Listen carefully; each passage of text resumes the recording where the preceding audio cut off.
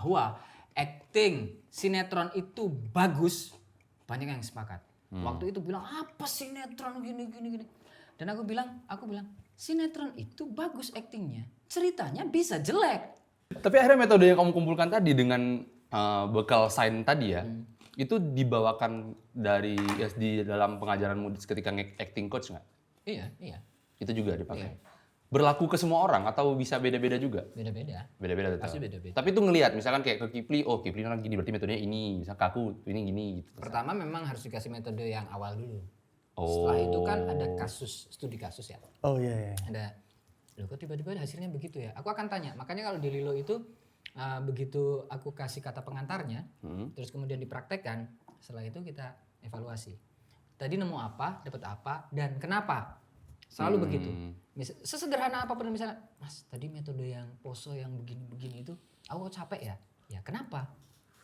Karena ini terus kenapa? Jadi aku selalu nanya. Jadi di kelas itu sebenarnya aku nggak tak ubahnya seperti tembok itu loh, mereka nganterin bola balik lagi nyari terus akhirnya ternyata kalau aku capek aku jadi mangkal ya. Mangkal ke siapa? Ke Mas Alex. Oke, sekarang itu dinaikin lagi ya dosisnya mangkalnya gitu. Sebelnya.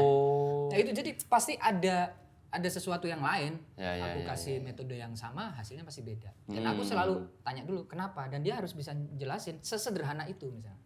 Sederhana misalnya cuman capek. Ya. Bete Mas itu. Ya kenapa? Gitu. Dan itu akhirnya jadi buat apa ya, bekal mereka untuk mencari sendiri akhirnya gitu ya. Karena gini nih, bagiku tuh metode itu cuma penolong. Ya. Itu penolong, dia cuma kumpulan alat ya. Terus yang bisa menyelamatkanmu. Misalnya, aku kasih soal ya ke kalian berdua. Ya, gimana tuh? Misalnya. Gimana tuh? Misal nih, ada kulkas. Terus garpu sama cangkir misalnya. Terus aku minta kamu tinggal di hutan selama sebulan. Kira-kira apa yang akan kamu bawa? Satu saja. Kulkas, garpu, cangkir. Garpu lah aku. Garpu sih Mas. Kenapa ambil garpu? Kenapa coba? Kenapa ambil garpu? Kalau aku ya, pertama bisa buat makan, kedua bisa buat berburu. Apa yang dimakan? Lah, kan itu tajam nih, paling nggak bisa buat ngoyak apalah gitu, daging Kan apa. udah kuku. Benar juga ya. Kamu kenapa? Iya yang Gimana tuh? Anda kenapa?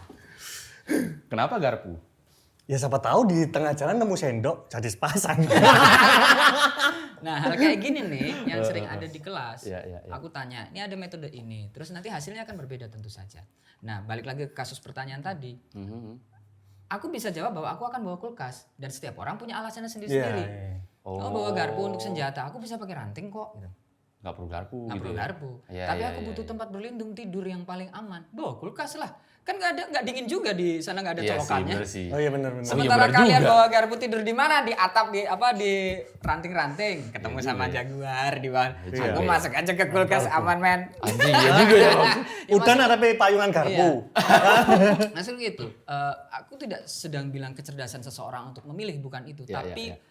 pengalaman dia ada di tempat-tempat tertentu, kemudian dengan tools itu, dengan benda-benda itu, dengan metode itu. Akhirnya ketika aku kasih metode 1, 2, dan 3, pasti hasilnya berbeda di banyak orang. Ada juga yang sama tentu saja, ada yang mirip-mirip, tapi kebanyakan berbeda. Dan metode cuma penolong, apapun yang kamu bawa gitu, asal kamu punya alasan yang kuat untuk bisa menolongmu selama sebulan di hutan, apapun metode yang kamu pakai untuk actingmu di film itu, dari sekian banyak metode, mau yang canggih, mau yang ecek-ecek gitu, selama itu bisa menyelamatkanmu di adegan itu, ya pakai aja gitu, nggak usah jaim. Oh, Kan gitu. nggak usah sok pakai metode Iya. yang... Oh, pakai Stanislavski apa gitu. Wow, apa itu? Apa itu? Lewandowski. Lewandowski main bola dong. Stanislavski itu kan metodenya sudah lama sekali ya, udah Ya. puluhan tahun gitu. Iya. Pertanyaanku adalah, kenapa metode itu masih terus dipakai? Ilmu pengetahuan itu Oke. terus berkembang, Iya, men. iya. Aku sedang tidak bilang bahwa metode itu jelek ya, enggak, metode itu bagus, mungkin akan menolong, tapi kenapa kita tidak menciptakan metode yang lain? Ya, Sementara televisi sudah berganti ada di handphonemu gitu, Nah, medianya udah berubah kan Mas Mas ya. dan seterusnya gitu.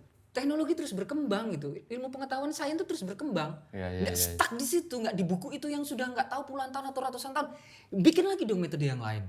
Kan gitu. Iya. Kenapa menutup kemungkinan perkembangan ilmu itu sendiri gitu ya? Hanya karena seniormu bilang seperti itu, terus kamu nurut seperti itu. Serius, itu terjadi aku ngeliatnya di Jogja, aku nggak tahu di tempat lain. Misalnya, di Lilo itu nggak ada, aku mengajar nih, aku nggak boleh ngasih contoh ke siswaku, contoh acting tuh nggak boleh. Misal ya, kan aku pernah nih belajar ke aktoran, aku nggak akan sebut mentornya siapa. Terus tiba-tiba dia beraksi, jadi acting misalnya duduk. Ini dia ya. Waktu itu. Nah, waktu dia mencontohkan aku tiba-tiba begini. Bentar, Mas. Ngapain lu contohin ke aku? Ngapain contohin ke kami? Lah, kenapa emang? Ya kamu udah bunuh kreativitasku dong. Aku bilang begitu, serius. Karena gini ya, kamu cek anak-anak pantomim, ketemu sama anak pantomim siapa? Iya. Dek, kamu belajar pantomim? Iya. Coba kalau pantomim gimana? Pasti dia begini, tuing, tuing. Pasti iya, dia begini, tuing, tuing. Seluruh Indonesia begitu, kenapa? Ya. Apalagi kalau nggak di atasnya karena bilang seperti itu. Karena mulanya kayak, kita startnya gini dulu ya gitu. Ya. Ya juga ya. Anda yang nggak belajar pantomim aja misalnya coba pantomim, acting pantomim. Pasti begini ya, ding ding, set. Iya. Naik tangga. Anda juga nonton pasti begitu. Iya. Nah, di Lilo, Iya. aku nggak ngasih contoh sama sekali. Jadi mereka, Mas contohnya acting marah gimana? Ya kamu gimana? Lah tapi jelek Mas. Ingat ya, di awal waktu pertemuan orientasi siswa itu aku bilang, di Lilo itu nggak ada bagus sama jelek. Adanya benar atau tidak sesuai konteksnya. Sesuai apa yang sedang kita, temanya apa gitu. Karena kalau ngomong bagus sama jelek, ya seperti kita tahu semuanya, itu pasti setiap orang beda-beda. Kalau bilang, hamparan sawah itu indah dan seterusnya gunung-gunung. Tapi ada yang bilang kepala digantung berderet itu indah. Ya kan misalnya begitu ya. Ya kan tumpukan sampah, sandal, jepit dan seterusnya itu indah.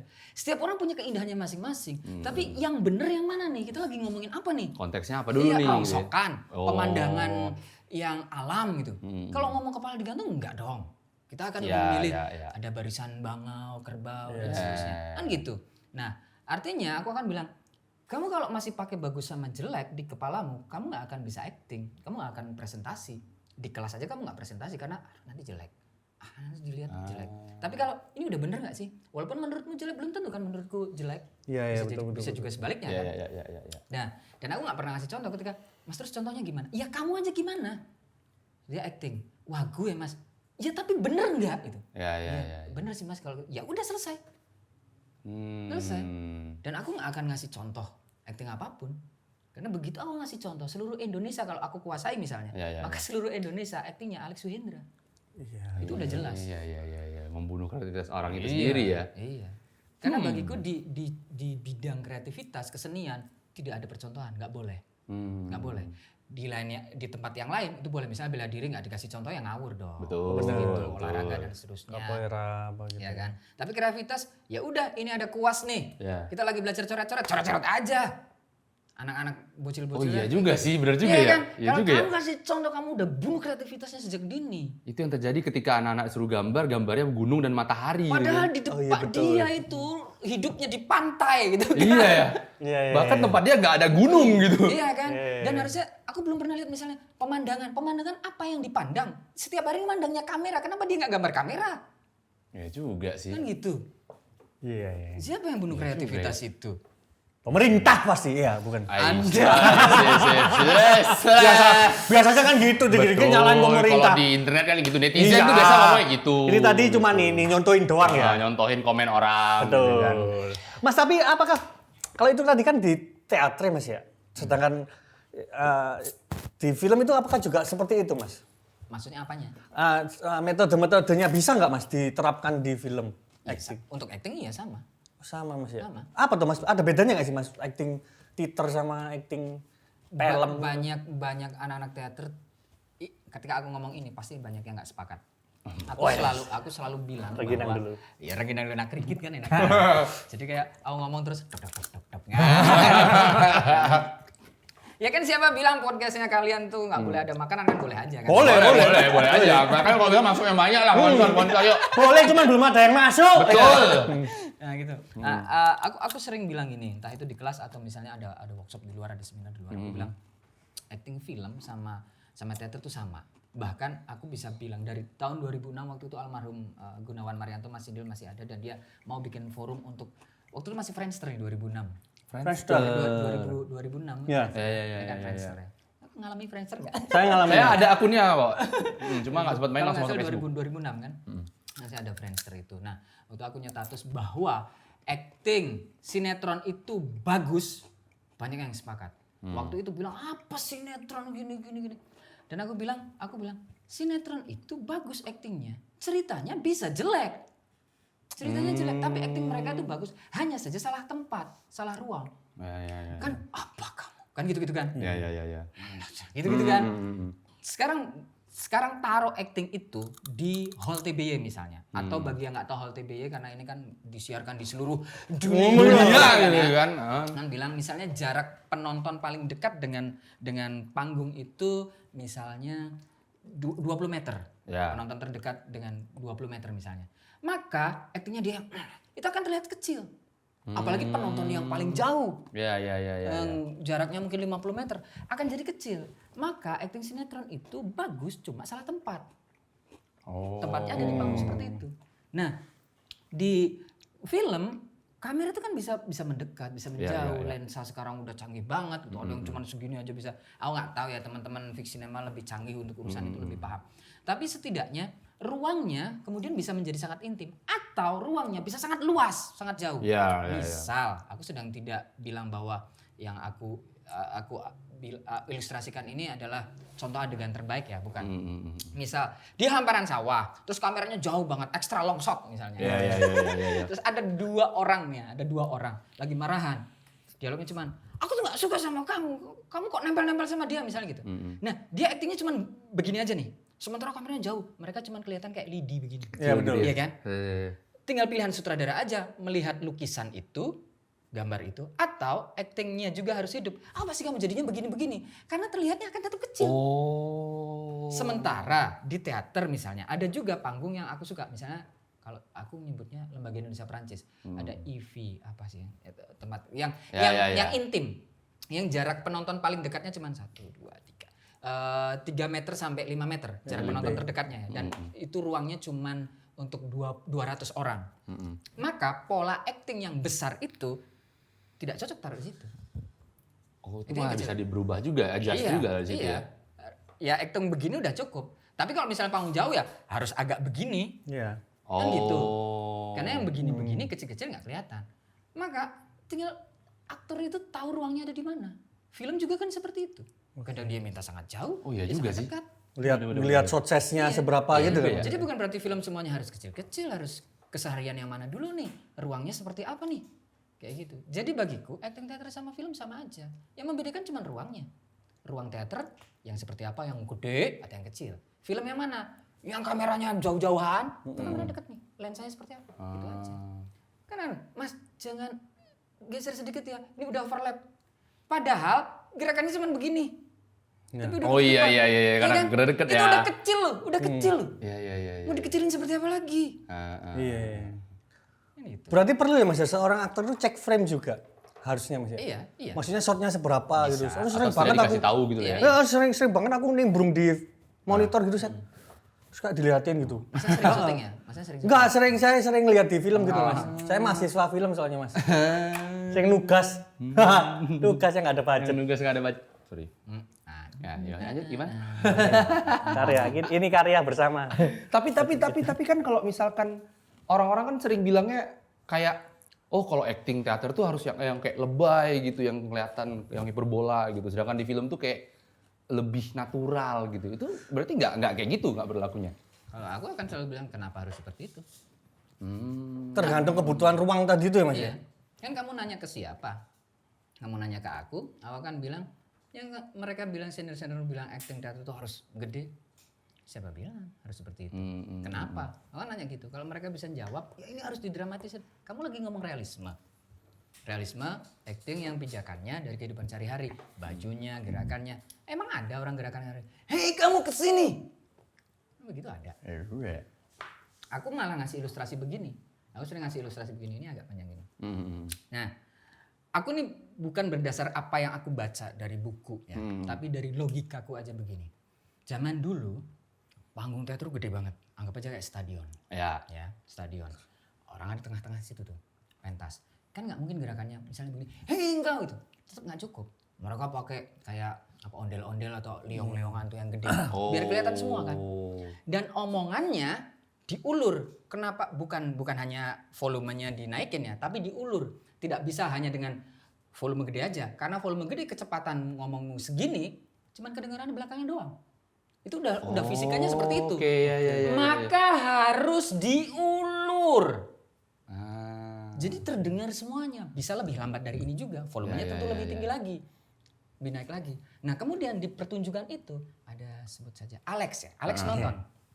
Ini seru ini kalau aku bawa ke kampungku. Misalnya. Aku mau bikin pentas kayak gini.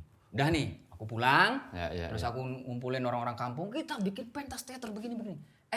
Udah latihan dan seterusnya sama pakai liong-liongan gede gitu ya. Tangannya raksasa gitu. Digerakin kayak wayang golek tapi gede, wayang golek gede. Udah latihan begitu ternyata tim produksi bilang kita nggak bisa nyewa stadion. Kita cuma bisa separuh stadion adanya ruangnya di kampung kita nih. Waduh, terus gimana nih? Kita cobakan di sana. Pas nonton kok kegedean ya? Kecilin. Gerakannya dikecilin, volumenya nggak usah segitu. Kecilin lagi. Berhasil nih sukses. Di pertunjukan itu ada Alex lagi nonton, Alex yang lain. Ya enggak Alex. Sebut aja Udin. Sebut aja Udin. Ada Udin nonton situ. Ini kayaknya oke kalau aku bawa ke kampungku nih. Sukses besar nih. Udin pulang ke kampungnya, terus bikin pertunjukan juga. Sama dengan metode seperti itu, dengan cara seperti itu. Tiba-tiba udah latihan bla bla bla, tiba-tiba tim produksi. Pak Udin, maaf nih. Ruangnya yang separuh stadion itu nggak ada. Adanya ya kayak di itu Porsenium agak gede lah untuk 500 orang lah. Aula gitu. Aula. 500 Ya. orang. Waduh gimana nih? Dimasukin semua alat-alat ke sana, pentasnya nyangkrok ke situ. Dikurangin. Jadi gerakan aja gitu. Hei engkau. Oh volumenya masih cukup nih. Tapi gerakannya kayak kegedean. Kecilin lagi. Pentaskan, sukses. Ada namanya siapa ya? Udon misalnya. Udon. Sebenarnya Udon nonton itu. Ini kalau dibawa ke kampung oke lagi nih. Latihan dan seterusnya punya kasus yang sama juga. Kita nggak punya aula. Kita cuma punya podcast. studio RT ya studio podcast ya di sini segini. Kapasitas orangnya paling berapa sih? 20 orang itu Mas. Dan deket banget. Akhirnya semua itu kemudian dikecilkan. Nah, sementara itu kemudian sudah ada pengkultusan. Ini menurutku ya, apa itu suara? Iya, maaf. Betul. Sudah ada pengkultusan bahwa kemudian teater itu yang seperti itu, yang suaranya diulur tanpa menanyakan kenapa suaranya diulur, kenapa volumenya diulur. Kamu ada di ruang mana sekarang? Apakah harus seperti itu terus? Kan ikan hiu nggak bisa kamu masukin ke sini. Cakep. Ya, benar. Tiba-tiba kamu lawyer ke situ ya. Gak bisa ya. Di situ ya. Kirain pantun. Kan gitu. Ya. Kan akhirnya kemudian ruangnya yang apa? Itu men. Menyesuaikan kebutuhan itu tadi Mas ya. Iya. Berarti bukan soal gede kecil lebay enggak gitu ya. Jadi gara-garanya apa gitu? Ya diulur karena nggak bisa dengar kalau walaupun volumenya gede tapi kamu ngomongnya secepat ini nggak bisa dong. Ya, benar juga sih. Intonasi. Belum lagi ini suaranya, gema suaranya. Lah kalau sekarang aja udah ada begini, ada Iya sih. telepon ya kan. Iya sih. Bisik-bisik aja udah selesai. Kan kita Rengginang ngunyah aja kedengeran ini. Nah, ya itu dia. Iya. Oh ya dan lagi sekarang di pertunjukan teater Udah ada mic. dulu ada mic todong, sekarang begini. Oh, apalagi drama mic, iya juga mic-nya ya. Agnes Monica itu ya. Kan drama musikal dan seterusnya. Anda kita aja udah kedengeran seluruh aula. Iya. Teknologi. Kalau dulu kan kan langsung gitu. Batu aja gitu. Kan gitu kan. Iya. Terus kemudian senior-senior maaf ya bagi Anda yang masih berkutat dengan sesuatu yang lama dan tidak mau berubah, Anda kaku dan akan mati, selesai gitu aja kan. Terus mereka bilang, "Ya nggak bisa, itu spirit teater." Spirit teater itu bukan dari bentuk. Di Jepang samurai nggak ada tapi spiritnya ada di sini terus. Di sini. Iya kan, di sini. Tentang disiplinnya, tentang menghargai orang lain, tentang menghargai ruang itu. Kan gitu. Disiplin waktunya, bukan tentang bentuk gitu. Bentuk bisa hilang. Tapi spiritnya kan tetap di sini, men. Tetap di sini. Itu loh, Beb. Ya. Spirit samurai ya. Benar. Perlawanan. Merdeka. Lu yang dipegang spiritus aja. Ya Allah, ya Allah, kan farmasi. Oh ya, enggak. Ada loh, bahan bakar ya, bener kan? Bahan bakar ada. Spiritus, Bang. Bukan buat diminum dong, masa spiritus diminum gitu nggak mungkin. Siapa yang minum spiritus? Campuran lem. Capek banget biasanya yang gondrong-gondrong. Ini ya. Ya, sorry, maaf. Karena aku gondrong juga cuma dikit.